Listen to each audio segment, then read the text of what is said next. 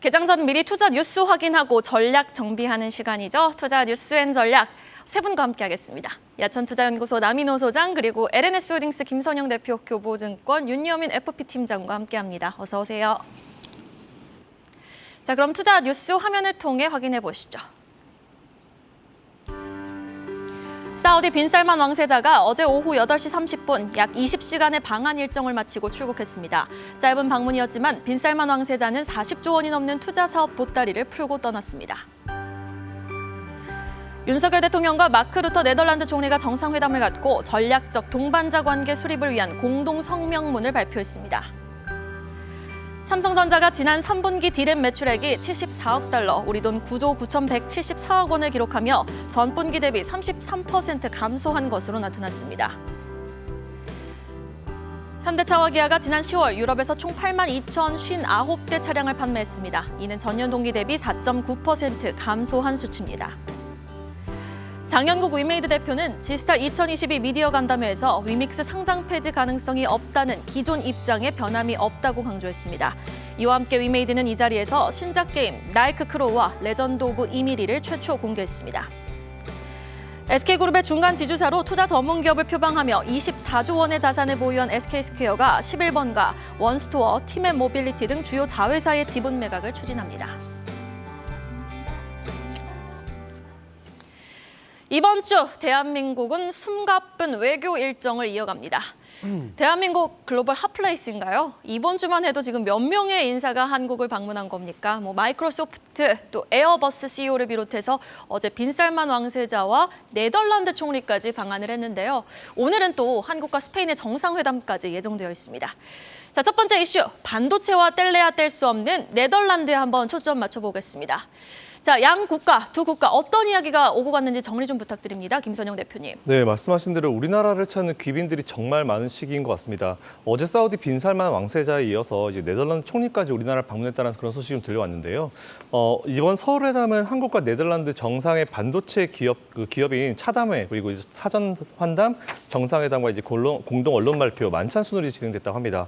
첫 순서인 반도체 기업인 차담회에서는 당연히 이제 이재용 회장 참석했을 거고요. 최태원 회장 그리고 이제 네덜란드의 세계적인 장비업체죠. 이제 슈퍼 을로 불리는 이제 ASML의 피터 베닝크 CEO도 이번에 함께 자리를 했습니다. 또한 그 자리에서 이제 진행된 순서에서 전략적 동반자 관계 수립을 위한 공동 성명문을 발표를 했는데요. 양국은 공동 성명을 통해서 경제 안보와 회복력 있는 글로벌 공급망을 보장을 하고 그리고 반도체, 인공지능 그리고 스마트 농업 등 이거를 포함한 핵심 기술 그리고 신흥 기술을 공동으로 보호하고 촉진하기 위해서 공공 부문과 민간 부문 간의 어떤 조율과 합의를 이뤄가겠다라는 그런 내용을 발표했습니다. 또 네덜란드 측의 신규 원전 건설 추진 계획을 이제 같이 고려해서 양국 간의 원전 산업 분야 협력 촉진을 위한 전문가 협의체 신설도 합의하면서 원전 관련 이야기도 좀 오간 것으로 알고 있습니다. 이로써 양국 관계는 2016년 이제 포괄적 미래 지향적 동반자 관계 수립 이후에 6년 만에 전략적 동반자 관계로 격상되었습니다. 이 소식으로 좀 연결해 볼 수 있는 업종이나 테마는요. 이제 반도체, 그리고 원전, 그리고 AI, 스마트 농업, 스마트팜 이쪽이 되겠죠. 그리고 이제 관련주들 한번 체크해 보시고 투자에 임해 보시면 좋을 것 같습니다. 네, 이렇게 반도체와 원자력 발전 파트너십 강화를 위해서 공동 성명을 채택한 양 국가. 주목해봐야 할 종목은 어떤 종목이 있을까요, 윤여민 팀장님? 예, 일단 앞에서 이제 말씀하신 섹터 말고도 사실은 전략적 동반자 관계로 해서 이제 신재생 쪽에 관련된 얘기도 좀 얘기가 많이 나왔습니다. 풍력 에너지, 수소를 포함한 청정 에너지 이런 쪽도 나오다 보니까 최근에 좀 이제 어떤 트렌드라고 할 수 있는 좀 풍력이라든지 수소에 관련된 부분을 좀 먼저 말씀을 좀 드려보도록 하겠습니다. 앞 코너에서 지금 풍력 관련된 종목이 좀 나온 것 같은데 저는 최근에 좀 시세가 나오지 않은 이제 동국 SNC를 한번 좀 말씀을 좀 드려볼 수 있을 것 같습니다. 특히 이제 이 풍력 같은 경우는 사실 지난 어떤 정부에서 태양광 쪽에 어떤 좀 정책이 많이 좀 이제 포커스가 됐다고 하면 현 정부는 좀 풍력을 활성화하는 정책으로 좀 많이 변경되고 있는 부분이 있기 때문에 국내에서도 분명 지금 호재로 예상되고 있는 상황이라 볼 수 있을 것 같고 특히 미국 같은 경우는 인플레이션 감축법이 포함된 10년 보조금 때문에 아무래도 이제 풍력 설치량이 좀 뭐 2배 이상 늘어나지 않을까라는 좀 생각도 하고 있습니다. 여기 이제 동사 같은 경우는 풍력 타워 부분에서 턴 어라운드가 좀 진행된다 볼 수 있을 것 같은데요. 뭐 올해 흑자 전환이 예상된다고 보시면 될 것 같습니다. 뭐 차트를 보신다 하더라도 뭐 동국 SNC 같은 경우는 지금 뭐 CS 윈드라든지 3강 MNTB에서 상당히 낮은 위치에 있고요. 어떻게 보면 좀 횡보를 하고 있는 구간이기 때문에 지금 상황에서도 충분히 공략이 가능한 종목이 아닐까 좀 생각을 하고 있고요. 두 번째로 수소 관련돼서는 뭐 대장주 두산퓨얼셀을 좀 말씀을 좀 드려야 될 것 같습니다. 뭐 두산퓨얼셀 같은 경우는 좀 네옴시티와 관련된 좀 테마주로 좀 엮이면서 지난주에 상당히 좀 시세가 많이 나왔고 약간의 좀 재료성 소멸로 좀 차익 매물이 나오고 있습니다만 이 두산퓨얼셀 같은 어떤 이 수소 관련된 종목들 같은 경우도 이제 앞에 말씀드렸던 풍력과 마찬가지로 국내 정책 관련된 좀 수혜가 예상된다고 볼 수 있을 것 같은데요.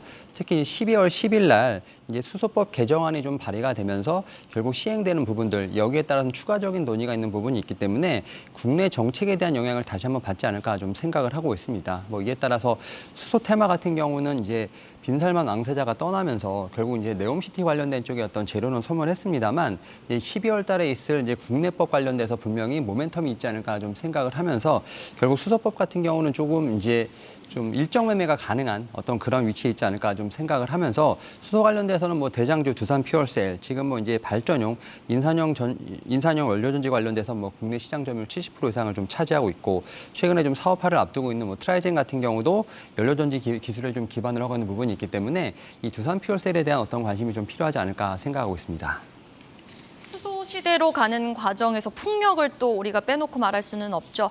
일단 풍력주 안에서는 어제 뭐 모두 올랐지만은 아직 반응이 없는 동국 SNC와 더불어서 수소 관련해서 대장주 두산퓨얼셀을 좀 탑픽 종목으로 꼽아주셨습니다. 이어지는 이슈도 외국 정상의 방한 이슈입니다. 바로 빈살만 왕세자 방안에 포커스를 한번 맞춰보도록 하죠. 미스터 에브리띵은 선물 보따리도 사이즈가 다릅니다. 이번 회담을 계기로 지금 한국과 사우디 한 40조 원에 달하는 그 이상의 투자 계약도 뭐 체결을 할 수 있다라는 소식이 들려오고 있는데 하지만 국내 시장에서 종목별 희비는 좀 엇갈렸던 것 같아요. 예, 그렇습니다. 역시 세계 최고의 부자답습니다. 2,400조를 가지신 분이라 그런지 몰라도 단 24시간 하루 만에 우리 대한민국에 40조 원이라는 물론 그 돈이 아직 들어온 건 아닙니다만 계약을 성사하고 우리나라 떠나셨죠. 저는 네옴시티를 이렇게 말씀드리겠습니다. 우리 대한민국의 한 동네 재개발 공사가 아니다. 다시 말해서 기사만 보면은 뭐 현대로템이 이제 엄청 성공했고 삼성물산이라든가 한미글로벌이 실패했다 이런 느낌이 오는데 그거 아닙니다. 지금 총 600조에 달하는 금액 중에서 불과 10%만 왔고요. 그럼 나머지 90%가 우리한테 안 오는 거냐? 저는 그렇게 생각지 않습니다. 왜냐하면 네옴시티라는 새로운 도시, 서울시보다 약 40배가 더 넓은 큰 도시를 만들다 보니까 인프라, 건설, 에너지, 모빌리티 앞으로도 대한민국의 손이 갈 수밖에 없는 영역이 너무 많다 봅니다. 불과 지금 현재는 우리한테 MOU가 안 왔지만은 일본이라든가 기타 다른 나라에 갔던 공사가 공기를 못 맞춘다거나 물동량이 이동이 안 된다거나 그러면 또다시 그것이 우리 대한민국에 올 수 있다. 저는 네옴시티를 만든 데 있어서 가성비 측면이라든가 기술력으로 볼 때 대한민국에 없는 네옴시티 그거 어렵다고 봅니다. 결론적으로 어제 첫 스타트는 매우 좋은 출발했고요. 지금 그 테마주 특징이 있죠. 재료가 주가에 반영되었느냐 안 되었느냐. 저는 지금 네옴시티 재료가 끝났다가 안 봐요. 이제 시작이다. 앞으로 적어도 6개월, 길게는 1년 이상 네옴시티에 대한 호재와 악재는 계속 반복될 것이기 때문에 너무 일희일비 안 하시면 좋겠습니다. 네, 네옴시티 관련주는 그 규모가 큰 만큼 좀 긴 호흡으로 지켜보자라고 말씀해 주셨습니다. 자, 이렇게 시장의 상승 재료가 될 법한 외교적 이슈가 산적하게 나오고 있지만요. 어제 시장은 마이크론 감산 소식에 옴짝달싹 못했습니다. 기사 내용 한번 확인해 볼게요. 내년에는 이제 반도체 업황 좀 회복하겠다 기대하고 있었던 찰나에 그 기대감의 찬물을 끼얹은 소식이었습니다. 반도체 진짜 안 좋구나. 다시 한번 좀 경각심을 갖게 만든 마이크론의 감산 결정. 그런데 이 부분이 지금 한국 삼성전자에는 호재가 될 수 있다고요? 네, 그렇죠. 우리 한번 원론적인 공부를 한번 해보시죠, 시청자 여러분. 가격이 어떻게 구성됩니까? 가격은 공급과 수요 원칙에 따라 구성되죠. 즉 공급이 많이 증가하면은 그만큼 가격은 떨어지게 돼 있습니다. 지난 2020년이죠. 불과 2년 전에 반도체 빅사이클이 왔다 이런 이야기 있었지 않습니까? 그러니까 삼성전자, SK하이닉스, 마이크론이 D램 반도체 많이 생산했던 겁니다. 그 여파가 금년에 나타난 것인데 아까도 삼성전자가 그랬죠. 33% 정도 D램 매출이 떨어졌다 그러는데 그 영향이 지금 반도체 D램 그리고 낸드 프레시의 공급 과잉 현상이 나온 겁니다. 그래서 이번에 마이크론이 20% 정도 감산하겠다는데 저는 이 소식을 딱 들으면서 단기적으로 아주 짧게는 그만큼 반도체 업황이 안 좋기 때문에 우리 삼성전자라든가 SK하이닉스가 불리하지만 악재지만 이거 조금만 긴 안목으로 보면 공급을 줄인다 그 얘기 아닙니까? 공급을 줄이고 또 지난번에 SK하이닉스도 마찬가지였죠. 이제 앞으로 공급량을 조절하겠다, 줄이겠다는 뜻이 아닙니다. 시장 가격에 따라서 시장 가격이 더 이상 다운되지 않게 조절하겠다는 표현을 했죠. 마지막으로 삼성전자는 우리는 그것도 안 하겠다. 결국 반도체가 없는 산업이라는 것은 있을 수가 없기 때문에 이제 길어야 6개월인데 우리는 계속 가겠다. 마켓시어 더 늘리겠다. 이런 공세적인 공격을 취했습니다. 결론입니다. 이번에 마이크론이 20% 감산함에 따라서 내년 2분기로 예상됐던 D램 가격 바닥, 저는 좀 앞당겨질 것 같아요. 그럼 뭡니까? 당연지사, 지금 삼성전자, SK하이닉스의 가격은 매우 합리적인 좋은 가격이다라고 말씀을 드리겠습니다. 네, 지금 가격 굉장히 합리적인 가격이다. 반도체들의 매력도를 좀 짚어주셨는데 그러면은 윤여민 팀장님이 보시기에도 지금 뭐 이렇게 매물이 출회될 때 조정 시 반도체주 관련주 매수 관점 유효하다고 보십니까? 네, 일단 당연히 매수가 가능하다고 생각을 하고 있고 사실 어제 SK하이닉스 뭐 장 초반 10% 정도 빠졌을 때 참 매수하지 못한 게 좀 안타깝다라고 좀 말씀을 드려야 될 것 같은데 이제 앞에서 말씀하셨던 것처럼 이제 삼성전자 관련된 부분들이 일단은 좀 더 제가 볼 때 우위를 좀 차지하지 않을까 좀 생각을 하고 있고 그러한 측면에서 삼성전자와 좀 관련 있는 종목에 대한 어떤 공략도 저는 유효하지 않을까 생각을 하고 있습니다. 일단 뭐 삼성전자 하면 이제 아무래도 원익그룹주가 생각이 날 것으로 보이고 있는데 소부장 중에서는 뭐 원익 QNC, 원익 IPS가 제가 볼 때는 탑픽이 되지 않을까라는 좀 생각을 하고 있습니다.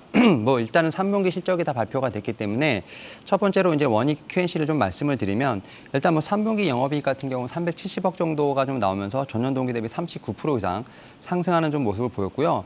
이 쿼치라든지 뭐 세정 부분 같은 경우는 어떻게 보면 이제 소모성 제품이기 때문에 반도체가 지금 돌아가는 상황에서는 무조건 필요한 어떤 제품이라고 볼 수 있을 것 같습니다. 여기에 지금 자회사 모멘티브가 좀 실적이 좀 성장하는 모습을 좀 보여주고 있습니다. 특히 이제 자회사 모멘티브 같은 경우는 한 900억 정도 지금 나오면서 뭐 전체 영업이익률 18.5%를 지금 차지할 정도로 자회사의 성장도 상당히 가파르다 볼 수 있을 것 같습니다. 그리고 일단 뭐 원익 QNC 같은 경우는 계속 증설을 하면서 시장의 경쟁력을 좀 확대하려는 모습을 좀 보이고 있기 때문에 지금의 어떤 위기를 어떻게 보면 기회의 구간으로 바꾸는 중이라고 볼 수 있을 것 같고 또 원익 IPS 같은 경우도 지금 최근에 보게 된다고 하면 실적이 발표됐는데 영업이익 같은 경우는 305억 정도 나오면서 전분기 대비 한 65% 증가한 모습 보여주고 있습니다. 뭐 컨센서스를 좀 하회하는 모습을 좀 나오긴 했습니다만 그래도 분기별로 봤을 때 성장하는 모습이 좀 나오고 있는 상황이고요. 목표 주가 역시도 상향되는 모습이 나오고 있다라고 볼 수 있을 것 같습니다. 사실 뭐 이제 내년에 뭐 D램이나 낸드 관련된 뭐 부진 업황에 대한 부분들 이런 부분들로 인해서 지금 이제 뭐 컨센서스가 좀 하향 조정되는 부분이 있습니다만 그럼에도 불구하고 너무 싸다라는 측면 여기에 또 중장기적으로 봤을 때는 그런 성장성을 감안했을 때 밸류션 자체가 너무 이제 저렴하다 볼 수 있을 것 같습니다. 지금 주가 순자산 비율이 1.6배밖에 되지 않는 부분이 있기 때문에 이러한 부분에서 이미 좀 주가는 많이 조정을 받았다라고 볼 수 있을 것 같습니다. 그래서 저는 뭐 이제 삼성전자 하면 뭐 삼성전자에 대한 어떤 제가 볼 때 매수세도 좋지만 오히려 밑에 있는 종목을 좀 공략하신다고 하면 삼성전자와 좀 연관이 있는 원익그룹주, 원익 QNC, 원익 IPS 한번 좀 보시는 게 어떨까 생각하고 있습니다. 네, 원익그룹주에 대한 매력도를 진단해 주셨습니다. 다음 이슈 바로 볼게요. 경제 위기 대응에 나선 SK 한번 확인해 보도록 하겠습니다. 지금 SK그룹의 중간 지주회사죠. SK스퀘어가 자회사 지분을 팔고 현금 확보에 나서고 있다고요, 김선영 대표님. 네, 맞습니다. 요즘에 매각이나 뭐 M&A 관련 이슈가 나오면은 항상 앞에 뭐가 나오냐면은 뭐 경기 침체에 대응한다는데 사실 현실은 그런 건 아니고요. 일단 자세히 좀 살펴보겠습니다. SK그룹의 중간 지주사이자 이제 투자 전문 기업으로 24조 원의 자산을 보유한 SK스퀘어가요. 이제 11번가와 원스토어 그리고 이제 TMM 모빌리티 등 주요 자회사의 지분 매각을 추진한다라는 그런 소식입니다. 현재 이제 몇몇 투자은행과 회계법인과 함께 이제 구주 매각 그리고 유증 참여 대상 국내외 이제 PEF를 모집 중인 걸로 알고 있는데 이번 지분 매각 대상인 자회사들에 투자하고 있는 국민연금이나 뭐 새마을금고 이런 기관 투자들 그리고 이제 PEF 투자금을 회수하기 위해서는 내년부터 제가 알기로는 2025년까지 이제 IPO를 꼭 해야 되는 그런 상황입니다. 어쨌든 투자를 했고 그 기간이 너무 늘어지면 안 되기 때문에 이런 기관들이 많이 엮여 있는 상황에서 이제 IPO를 해서 그 자금을 회수를 해야 되는 상황인데 그게 안 되고 있는 상황이죠. 어쨌든 최근에 증시 상황이 워낙 안 좋아가지고 SK쉴더스 그리고 이제 원스토어 상장 불발됐습니다. 그리고 11번가 티맵 같은 경우도 근시일 내 IPO 굉장히 어려운 상황이기 때문에 일단 직접 매각으로 선회한 거다라고 보시면 될 것 같고요.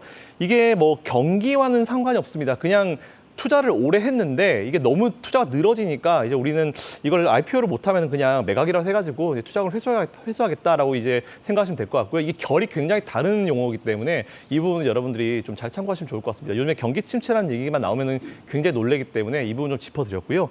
이번 지분 매각은 제가 살펴보니까 각 자회사마다 다 다른 방식으로 추진 중이어가지고 하나하나 설명드리기는 좀 많이 복잡한 것 같습니다. 어쨌든 이번에 확보된 자금으로 이걸 어떻게 하느냐 회사에 쌓아두지 않고요. 다른 투자처를 찾는다고 합니다. 이 부분이 제일 포인트인 것 같으니까 이 부분 참고하셔가지고 투자를 이용하시면 좋을 것 같습니다. 네, 일단 자회사 지분 매각은 하지만은 경제 위기로 인해서 단행되는 부분은 아니라는 점 다시 한번 짚어드리고요. 이어지는 기사 보겠습니다. 인플레이션, 물가와 밀접한 영향이 있는 식량 가격 관련 기사 한번 확인해 보도록 하겠습니다. 김선영 대표님, 흑해 곡물 수출 항로 협정이 기존 조건대로 연장이 결정됐다고요? 네, 맞습니다. 합의가 됐다라고 하는데 사실 이것도 좀 디테일하게 들어보니까 조금 말이 달라요. 한번 살펴보겠습니다. 일단은 흑해 곡물 수출 항로 협정이 기존 조건 그대로 연장 결정되었다라고 일단 나오긴 했는데 자세히 살펴보니까 이제 이스탄불에 공동 조정센터라는 게 있습니다. JCC라는 곳이 있는데 이곳에는 보통 이제 유엔이나 뭐 튀르키예, 러시아, 우크라이나가 공동적으로 이제 운영하는 기구인데요. 일단은 다들 협상 타결됐다라고 이제 본인 페이스북에 누군가 올렸습니다. 근데 러시아가 우리는 흑해를 통해서 이제 자국 비료를 수출한 내용은 아직 연장 협정에 포함되지 않았는데 일단 추후에 발표하겠다 뭐 이 정도까지 얘기하는 건데요. 사실 이거는 크게 영향을 주는 부분은 아니기 때문에 너무 우려하실 부분은 아닌 것 같습니다. 일단 최근에 또 러시아가 또 우크라이나 공습을 재개한 상황에서 이제 흑해 곡물 협정은 어쨌든 연장 합의된 부분이 좀 그래도 그나마 다행인 것 같고요. 이로 인해서 국제 곡물 시장 가격 상승 우려가 조금 해소됐다라는 부분 체크해 보시면 좋을 것 같고 관련주들 몇 개 나올 것 같긴 한데 이게 그렇다고 뭐 단기간 내에 크게 흐름이 나온다거나 하는 종목들은 아니니까 일단 기존에 아마 투자를 이어가고 계실 겁니다. 뭐 그 부분 참고하셔가지고 투자를 한번 이어가 보시면 좋을 것 같다라는 의견 드리겠습니다. 네, 그래도 좀 물가가 잡히는 부분에 있어서는 희소식이 될 수 있으니까 고무적인 소식인 것 같습니다. 자, 그럼 주가 측면에서 한번 살펴보도록 하겠습니다. 음식료주들 한번 진단해보고 싶은데 상당히 좋다 해도 좀 손이 뻗기에는 쉽게 잘 나가지 않는 종목 같아요. 상당히 무겁게 움직이는 종목들인데 음식료 섹터. 그럼에도 좀 주목해볼 만한 종목이 있을까요? 예, 일단은 이제 말씀하셨던 것처럼 뭐 음식료, 뭐 곡물, 사료 섹터가 좀 해당되지 않을까 좀 생각을 하고 있는데 일단 뭐 음식료 섹터에서 보게 된다고 하면 저는 그래도 뭐 CJ제일제당이 그나마 좀 탑픽이 아닐까라는 좀 생각을 하고 있습니다. 일단은 뭐 식료품 관련된 부분뿐만 아니라 이제 CJ제일제당 같은 경우는 뭐 사료 축산까지 사실은 이제 포트폴리오가 다양하기 때문에 이러한 측면에서 제가 볼 때는 이 주제와 좀 부합하는 종목이 아닐까 좀 생각을 하고 있고 다만 이제 3분기 영업이익 같은 경우는 한 4,800억 정도를 좀 기록을 하면서 시장 컨센서스는 좀 약간 하회한 모습을 좀 보였습니다. 다만 이제 뭐 시한지 인수 이후에 아무래도 여러 가지 좀 이제 좀 비용에 관련된 부분들을 좀 분명히 있다라고 볼 수 있을 것 같은데 다만 이제 뭐 K푸드 콘텐츠 관련된 부분들로 인해서 미국에서의 어떤 시장 점유율이라든지 성장이 좀 뚜렷하게 나타나고 있다는 점 제가 볼 때는 이런 부분은 상당히 고무적이라 볼 수 있을 것 같고 특히 이제 사료 축산 관련된 부분들이 사실 실적 안정성에 좀 어떻게 보면은 좀 우려가 됐던 부분이 있었는데 이런 부분도 지금 고수익 제품 포트폴리오 확대로 인해서 좀 성공적인 판가 전이가 좀 예상이 된다고 볼 수 있을 것 같습니다. 그래서 제가 볼 때는 식료품 쪽에서는 뭐 CJ제일제당 한번 좀 말씀을 드려보도록 하겠고 곡물 사료 쪽에서 보게 된다고 하면 전 팜스빌이라는 좀 종목이 좀 눈에 띈다 볼 수 있을 것 같습니다. 물론 이제 이 종목 같은 경우 상당히 좀 변동성이 있는 종목이긴 합니다만 일단은 뭐 이제 사료 관련된 종목도 있겠습니다만 이제 건강식품 관련된 종목으로 좀 보시면 어떨까 좀 생각을 하고 있습니다. 최근에 보게 된다고 하면 약간 품절주에 대한 부분도 좀 약간 눈에 띈다 볼 수 있을 것 같은데 뭐 최대주들이든지 이제 특수관계인의 보유를 70% 이상 보유하고 있는 품절주라 볼 수 있을 것 같고 사실 배당에 관련된 부분 같은 경우도 상당히 좋다라고 볼 수 있을 것 같습니다. 여기에 뭐 부채 비율 같은 건 상당히 좋기 때문에 오히려 이제 곡물 가격에 대한 원재료 인하 관련된 부분으로 이익률 개선도 분명히 있겠습니다만 오히려 이제 건강식품과 관련된 쪽에서 봤을 때도 하나의 좀 건강 재료에 어떤 모멘텀도 있지 않을까 좀 생각을 하고 있습니다. 그리고 최근에 뭐 마이크로 바이옴 관련돼서도 연구 결과가 좀 나오고 있는 부분이 있기 때문에 너무 이제 곡물 사료의 어떤 테마주로 엮여진다만 제가 볼 때 뭐 건강식품 관련된 쪽으로도 한번 좀 보시는 게 어떨까라고 좀 말씀을 드릴 수 있을 것 같습니다. 네, 알겠습니다. 자, 그러면요. 우리 시장 어느 정도 반등이 나온 이후 변동성이 좀 우려되는 구간에 와 있습니다. 기사를 통해서 전략에 대한 힌트 마지막으로 한번 얻어가 보도록 하죠. 주식 60, 채권 40, 전통적인 자산 배분 전략입니다. 그런데 이 포트의 수익률이 올해는 좀 굉장히 안 좋았거든요. 그런데 벵가드라는 곳에서 이제 이 포트 전략 괜찮다라는 전망을 내놨네요. 네, 그렇습니다. 벵가드 아마 많은 분들이 아시겠습니다만 세계에서 두 번째로 큰 자산 회사입니다. 가장 큰 건 블랙록이죠. 자, 이렇게 블랙록이나 벵가드 그리고 어제 그제 소개해드렸던 워런 버핏 회장의 벅셔 해서웨이 이런 기관들이 이런 큰 대형 펀드들이 여러분 기상천외한 매매하는 거 아닙니다. 가장 중요한 건 뭐냐면 정석 투자를 한다는 겁니다. 정석 투자의 첫 시작은 뭐죠? 포트폴리오입니다. 즉 가장 기본적인 틀을 어떻게 잡느냐인데 그 포트폴리오의 1번은 뭐냐? 현금률입니다. 현금을 몇 퍼센트 할 것이냐가 1번이고요. 그거 짠 다음에 뭐 하죠? 주식과 채권 비중을 조절하는데 6대4 뭐 가장 보편적인 비율이라고 볼 수 있겠죠. 주식, 위험자산이라고 분류된 주식을 6, 그다음에 안전자산 분류되는 채권을 4로 하겠다는데 금년엔 별로 안 좋았죠. 왜 그랬을까요? 금년 상반기에 미국 주식, 세계 주식 다 엉망이었지 않습니까? 요즘 조금 반등 나오고 있죠. 그래서 상당히 벵가드 펀드도 수익률 안 좋았는데 앞으로 향후 5년에서 10년간 좋을 것이다. 왜 좋을까요? 바로 물가 상승이라든가 금리 인상 등이 이제는 어느 정도 시장에 적용됐다라고 보는 겁니다. 다시 말씀드립니다. 우리 개인 투자가들이라고 이렇게 하지 말라는 법 없습니다. 저는 늘 말씀드린 대로 여러분들이 정말 성공 투자, 돈을 버시려는 투자하시려면 제일 먼저 하셔야 될 거 어떤 종목 살까가 아닙니다. 현금을 얼마 가지고 있을 것인가? 저는 지지난주부터 말씀드리죠. 20% 현금은 무조건 지금 필요하다. 나머지 80% 중에서 대형주하고 개별 종목을 몇 대 몇으로 분류할 건가? 이걸 먼저 정하신 다음에 종목 접근하시면 좋아 보입니다. 네, 그러면 현금은 20, 그리고 주식 관련해서 시장 관련해서는 80을 좀 갖고 있자라고 했는데 주식 관련해서 그러면 매력적인 종목 어떤 종목 담아보면 좋을까요, 윤여민 팀장님? 저는 이제 이 뉴스를 보면서 좀 이제 어떻게 보면 아웃퍼폼이 될 수 있는 좀 주가가 좀 많이 좀 꺾여 있는 종목에 대한 부분을 찾아보는 게 어떨까라는 좀 식으로 해석을 하고 있고요. 2차 전지 섹터가 상당히 좋았습니다만 2차 전지 섹터 내에서도 가지 못했던 종목들이 한 몇 개 있는데 그 중에 두 개 좀 갖고 왔습니다. 하나는 이제 솔루스 첨단 소재, 이제 또 하나는 SK 아이 테크놀로지를 말씀드릴 수 있을 것 같은데 두 종목 모두 3분기 어닝 쇼크를 좀 기록을 했고 또 최악을 지나가고 있다는 평가가 나오고 있는 종목이라 말씀드릴 수 있을 것 같습니다. 특히 이제 솔루스 첨단 소재 같은 경우는 3분기에 전지박 리콜 비용을 좀 이제 어느 정도 포함이 되면서 어닝 쇼크를 좀 기록을 했죠. 뭐 특히 이제 그 EU 쪽에서 보게 된다면 전력난 해소가 좀 불확실성이 있음에도 불구하고 좀 최악을 지나가고 있다라고 좀 판단이 되고 있는 상황인데 결국 이제 전력비가 상당히 올랐던 부분들 하지만 이런 부분들이 어느 정도 4분기부터는 잡히지 않을까라는 좀 생각을 하고 있습니다. 뭐 이러한 측면에서 최악을 좀 지나가고 있다는 좀 판단을 하고 있고 특히 이제 OLE 사업 같은 경우는 여전히 건재하고 전지방에 대한 어떤 좀 수주량도 상당히 많기 때문에 솔루스 첨단 소재 같은 경우 상당히 많이 눌려 있는 부분 업사이드가 있지 않을까 좀 생각을 하고 있고 두 번째로 이제 SK 아이 테크놀로지 같은 경우도 마찬가지가 아닐까 생각을 하고 있습니다. 지금 3분기 연속으로 적자를 좀 기록을 했지만 향후에 대한 어떤 수익성 개선에 대한 기대감은 충분히 있지 않을까라는 좀 생각을 하고 있습니다. 분리방 사업 같은 경우 어떻게 보면 고정비가 좀 높다 보니까 이렇게 원가에서 판가로 전이될 수 없는 어떤 이런 구조라고 볼 수 있을 것 같은데 최근에 좀 출하량이 좀 많이 늘어나면서 이런 부분이 조금씩 개선되고 있다라고 볼 수 있을 것 같습니다. 그리고 일단 폴란드 1공장의 좀 가동률도 개선되고 있는 부분이 있기 때문에 결국은 이제 수익성 개선이 상당히 관건이 아닐까라는 생각을 하고 있습니다만 뭐 이러한 측면을 본다 하더라도 주가는 확실히 좀 많은 부분을 반영을 했다, 선반영을 했다는 점에서 봤을 때 오히려 지금 이제 솔루스 첨단 소재라든지 SK 아이 테크놀로지 같은 경우는 이제 바닥권에서 봐야 할 2차 전지 섹터가 종목이 아닐까 좀 말씀을 드릴 수 있을 것 같습니다.